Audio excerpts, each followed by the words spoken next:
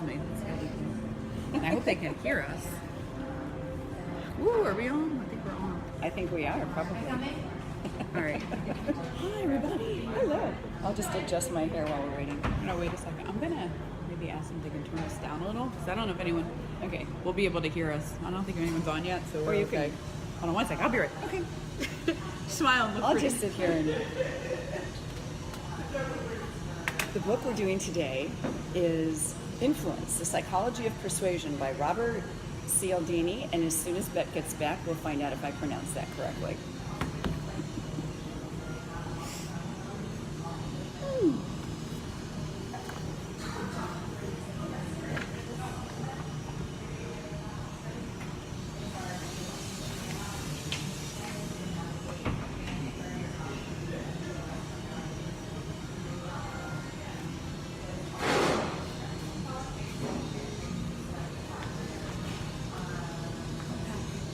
I'm coming back. I did a short little intro. Okay. Hi. Bette's back, here. so now Bette's we'll back. see if I'm I... trying to see How if do we you say the author's name? I think it's Cialdini. Okay, then I totally botched it. It's all right. You don't have to say his name properly. I was thinking we might get another person or two, but I don't want to wait too long because this book, there is so much in here. Yes. So it is a heavy, deep book. It's got so much information in this. I feel like we could talk about this for like 5-6 hours. So what I find crazy is some of these things that he talks about, you're like, that's not me. Oh yeah. Oh yeah. It doesn't work on me. Oh yes, it does. Totally works on me. Absolutely.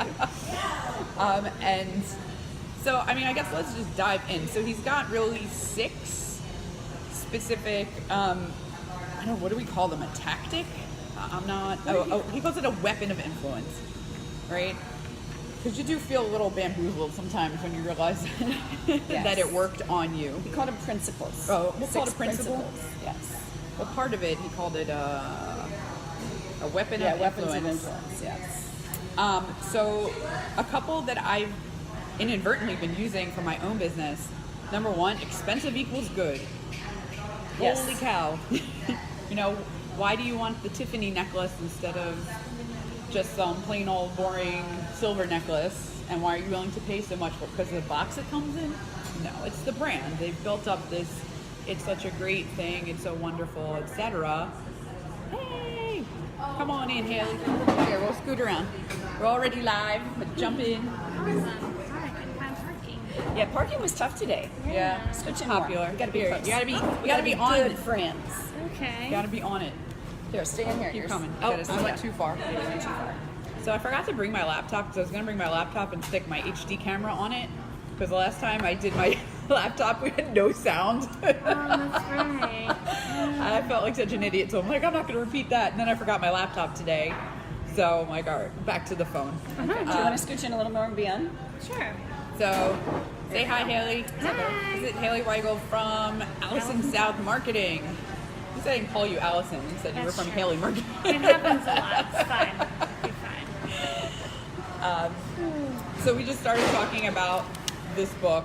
I found this book to be like amazing. I actually started using some of the stuff in here and got like, I was like, what? It works in the sales process. But my first thing that I loved out of here was expensive equals good.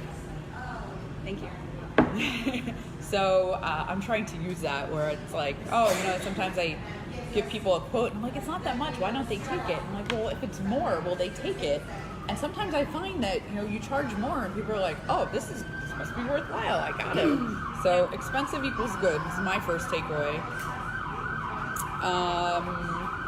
Let's see.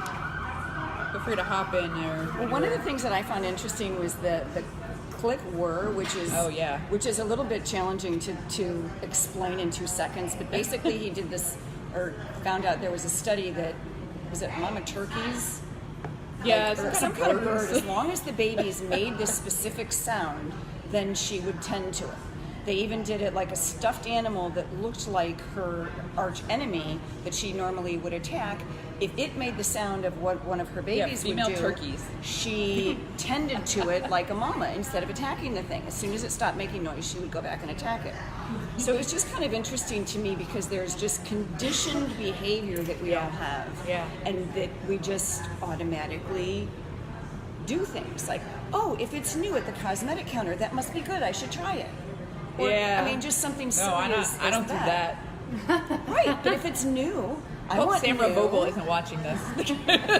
Yes, cosmetic counter, your personal cosmetic person. Okay.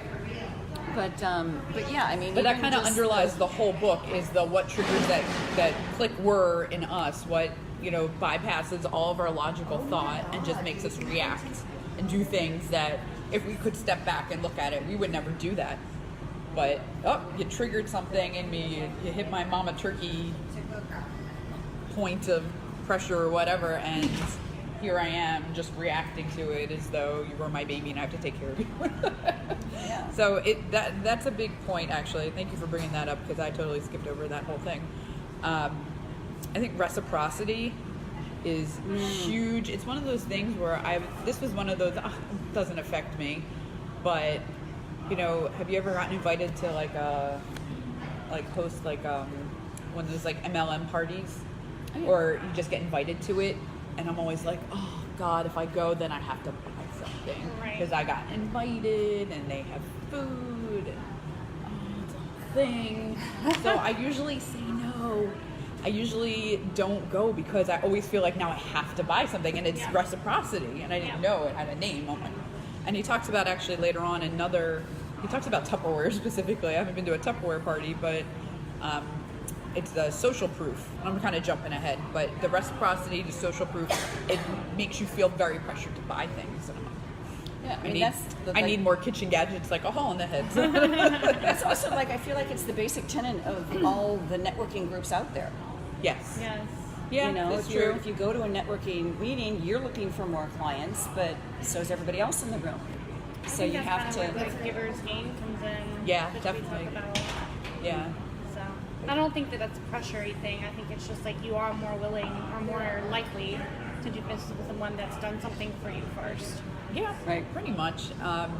You know, it can be used in I don't want to say a bad way, but it can be used in a influential way. You know, even things like, oh, here, have a pen with my logo on it. Like, oh, you can keep it. And it's like, oh, well, now you gave me a pen. Do I feel like I have to go to you? It can be an extreme. And maybe that's too small, but maybe it's not. Maybe it's enough to just plant that in your head somewhere. So I thought that was definitely interesting, and that's probably one that we are exposed to very frequently. I'm going to try to figure out, I have all these tabs on my book. I was busy, I didn't want to forget anything, but now I'm like, I don't know why I tabbed it. Here's if you want the table of contents, I can leave that open for you. Let's see. I don't know. While you're looking for something, I don't know to jump ahead again, but yeah, go for it. There's a section on liking, and I think oh yeah, the likability and doing business with people that you like, Yeah. but not just so much that, but also mirroring them a little bit. So I know at Alice in the South we do personality tests when we come in, and then we're taught how to like define yourself, and then when you meet with a client, you're supposed to pick up on what their personality trait is and then mimic it. So sometimes you go into a room with someone, let's say they like to talk about their kids or what they did this weekend, you have to pick up on that and be able to respond. But you may walk into a CEO's office who thinks that's a waste of time, and you have to know not to ask about his kids, you know what I mean? That's so interesting. We've been taught, you know, kind of how to put people into those quadrants and respond to them the way that they're engaging with you, so that you don't bore them or overwhelm them, and you're acting like them, and Right. they're more likely to connect and do business that way. So he had a bunch of things in you know what causes someone to be liked. Similarity. I noticed for a long time. I worked with other women business owners as clients, and I'm like, I don't know why. You know, why am I there? But like we're in Fem City together, and it would be that I would just keep going to the same people who were like me. Yeah. And then I was like, oh, that's why I have these people as clients. They're like me. And then I kind of branched out a little. I'm like, all right, I'll work with professionals with their own business. And I'm like, oh, it's still like me. Okay. So. But I think that's a natural thing. Yeah, definitely. Similarity.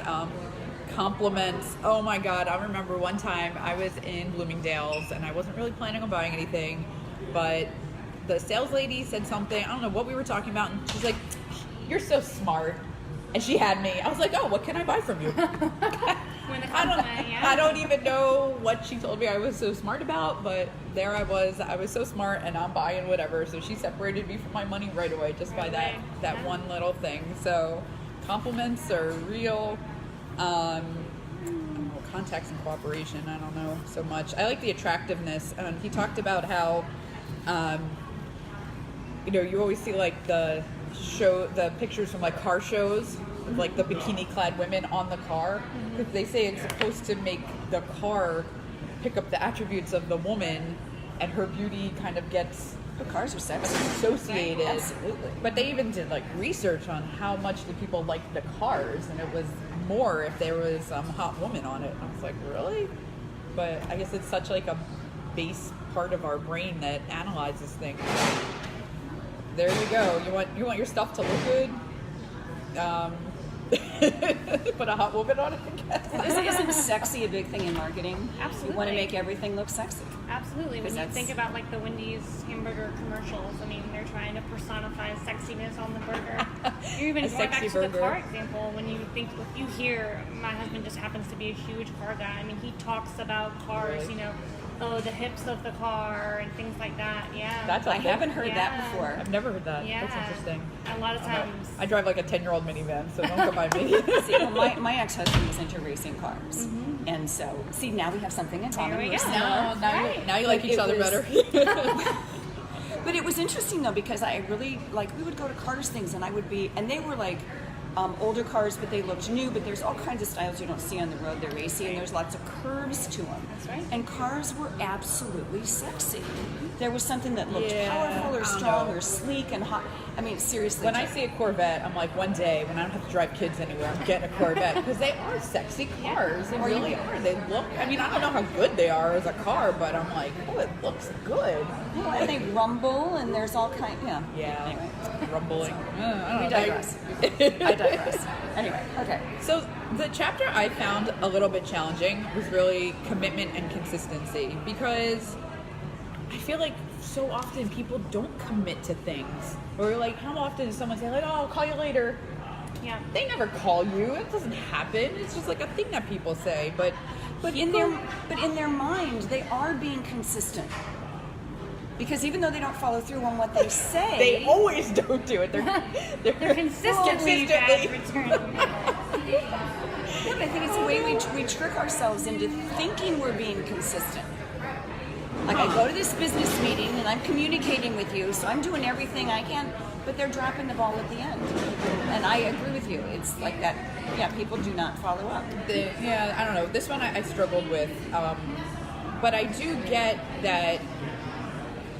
They say if you want to lose weight, right, you should post it on Facebook. Like, okay, I'm gonna exercise every day and whatever. And because you put it out there, it's more real to you, or you feel like you need to be held to it. But I don't know. I struggle to agree that it's so internally consistent. But he had so much examples of it working. So maybe I'm crazy.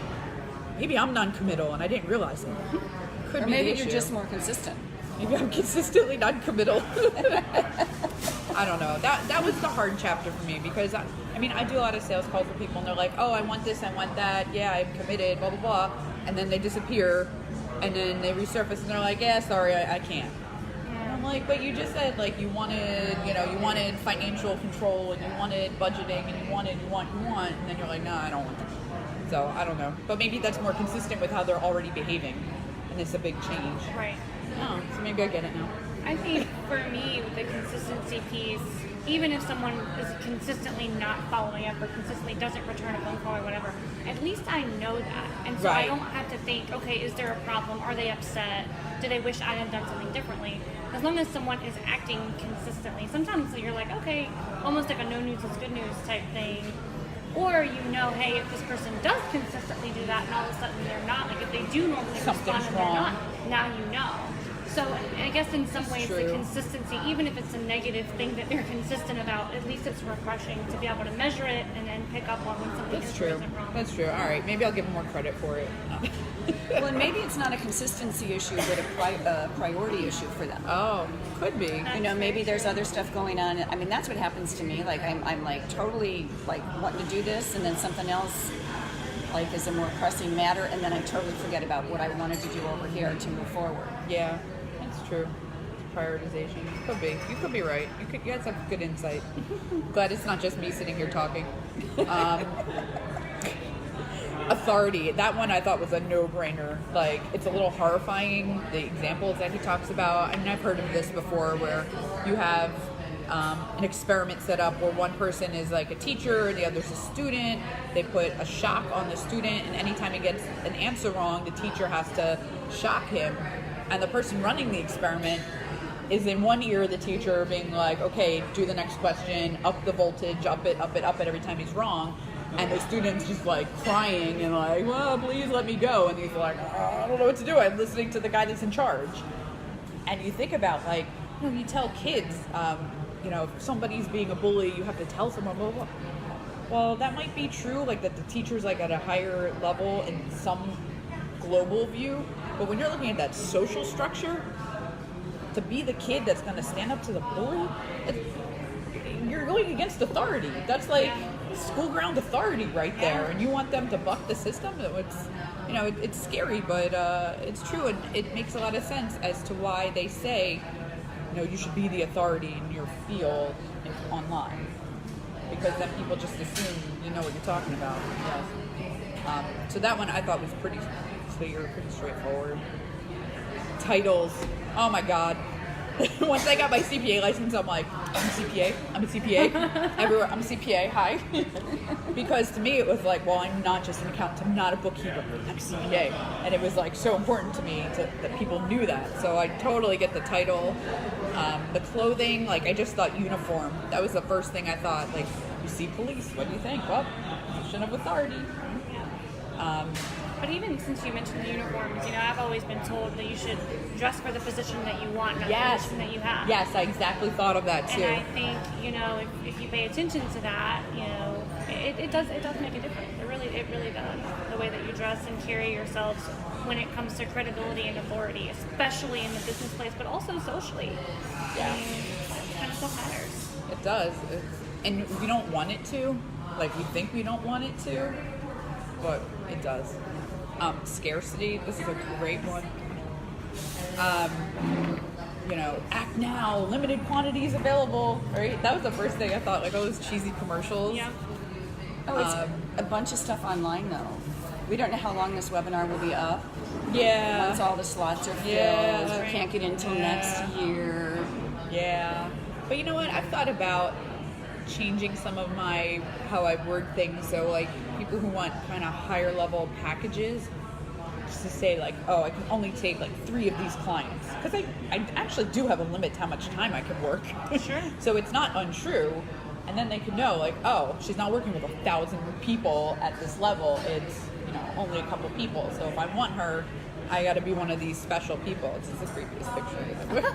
Well, and maybe it's like, because for me with the scarcity thing, I get annoyed. It's like, I can only do X, or we can only take X.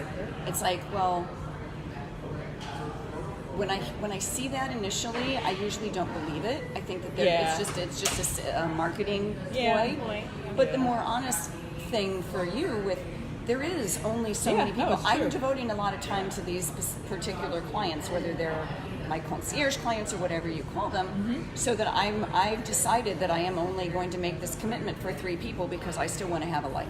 Yeah, it's totally true. Yeah, so then I would it's be authentic. like, oh, okay, yeah, it's real. It's a real reason. It is a real reason. It's not because act now or else. Right. But it's also deadlines. We all have lives. I mean, you should be able to. Really? You shouldn't be. Well, that's. Shouldn't be working all the time. But I'm glad that you said that like that, because that that is the perception is, oh, especially in the world of cell phones, you should just, at 7 o'clock on a Friday, you should answer the phone, or 10:30 on a Saturday if someone asks you a question.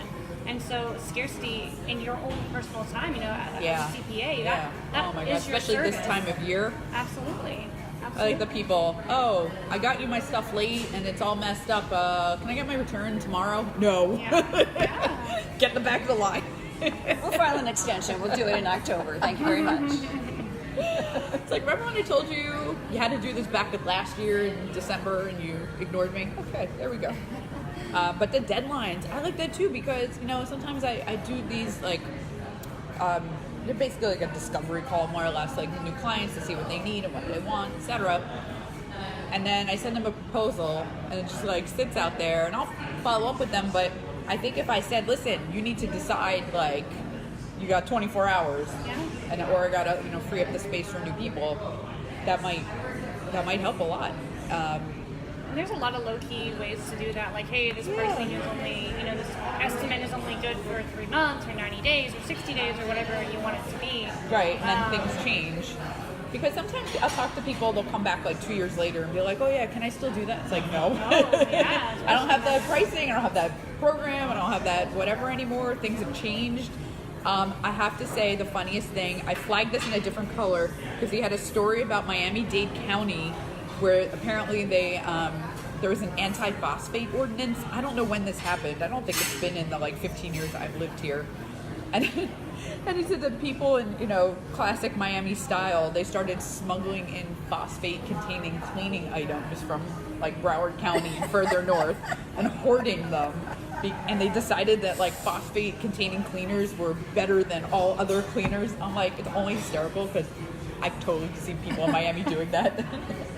I see those speedboats with Tide, Just buckets and buckets. buckets of cleaning products.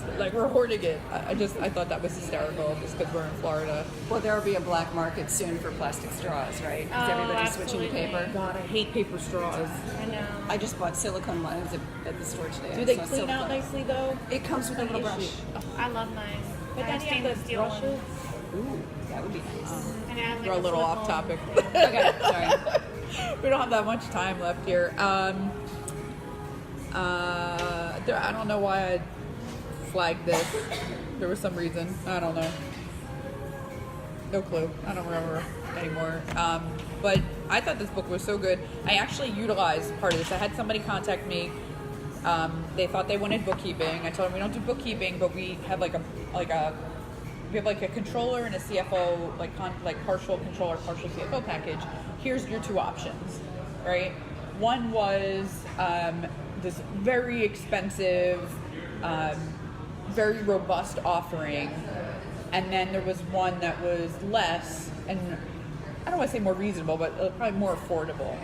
And I was like, pick which one you want. And I listed the more expensive one first. Oh, I don't think we talked about it, but he talked about making things seem when you anchor. No, it's not the anchoring. No, it's somewhere in the beginning.